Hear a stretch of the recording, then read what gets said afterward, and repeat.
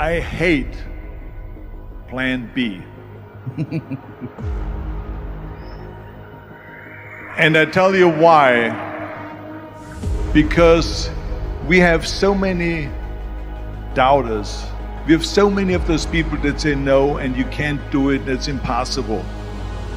But when you start doubting yourself, that's very dangerous. Because now what you're basically saying is that if my plan doesn't work,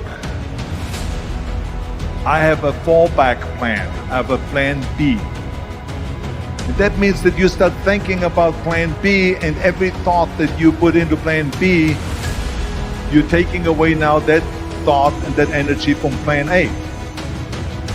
And it's very important to understand that we function better if there is no safety net, because plan B becomes a safety net. It says that if I fail, then I fall and I get picked up and I have something else there that will protect me. And that's not good, because people perform better when there's no safety net. People perform better in sports and everything else if you don't have a plan B. I'm telling you, I've never ever had a plan B. I made a full commitment that I'm gonna go and be a bodybuilding champion. I made a full commitment that I'm gonna be in America. I made a full commitment that I'm gonna get into show business and I'm going to be a leading man. No matter what it takes, I will do the work.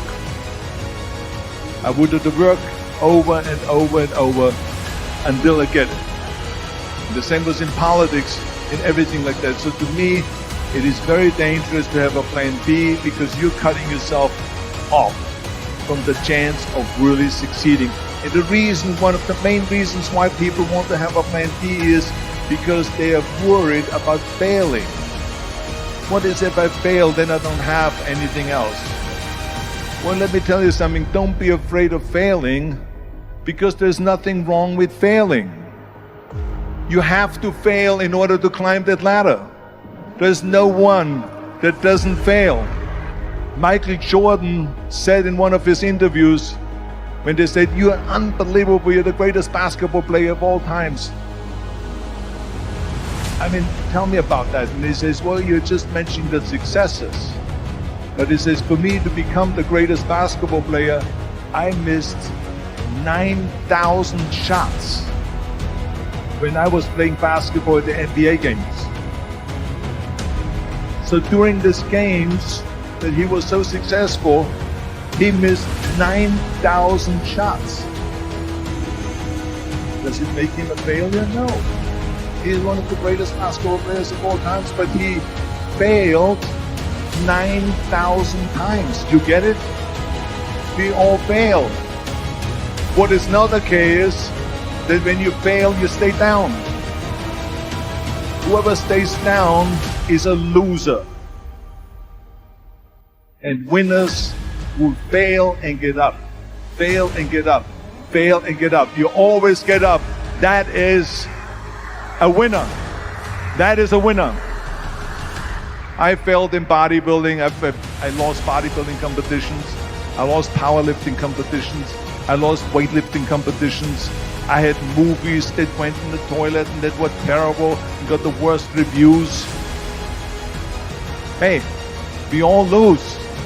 We all have losses. This is okay. And this is why I say don't be worried about losing, because when you're afraid of losing, then you get frozen. You get stiff. You're not relaxed.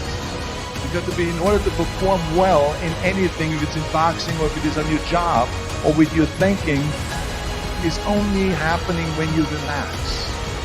So relax. It's okay to fail.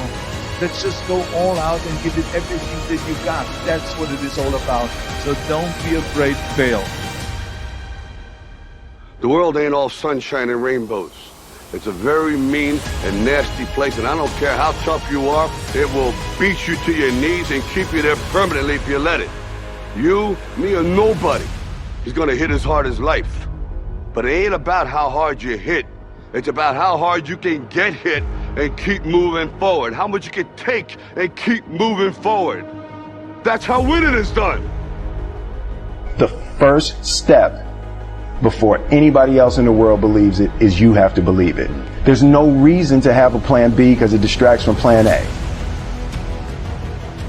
You're here right now at this moment because tomorrow you want to be somebody greater than the person you are today.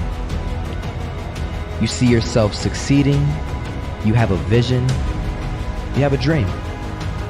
Congratulations. You're already 10 steps ahead of 95% of the world. Imagine if Michael Jordan was scared of missing. He would have never taken a shot. Imagine if Steve Jobs was afraid of people not liking his product. There would be no iPhone. So ask yourself this. Do you want to be a person who fears failure, or do you want to be a person who loves success? Which one? You're going to have to pick today. And I'll tell you one thing. One is a failure, and one is a success. And if you love success, there is nothing that can stop you. All those negative things people say will mean nothing. They're going to talk about how only 1% make it to the top. Big deal. Want to know something else? Only 1% stick with that fitness program long enough to see results. Only 1% of nerds stick with that video game long enough to get good at it. Only 1% of relationships stick it out to the end. That doesn't mean you have a 1% chance. It just means you can't behave like the 99%. You'll have to do something better than giving up a month from now. Those are just numbers. You want to talk about numbers? Take a look around you and take a good look around you. Are you like 99% of the people around you? If you are, then you're in the wrong video, my friend. You have to love success just as much because that's what's going to allow you to get up and go for it. Being scared to fail won't do anything. In fact, when you love success and you start going for it, guess what happens? You're gonna fail. You're gonna fail 10 times, 100 times, maybe even 1,000 times. But that's okay. Failure isn't permanent. Falling isn't permanent. You get right back up and keep going. And this time, you're gonna be stronger, wiser, and you'll be more driven than ever.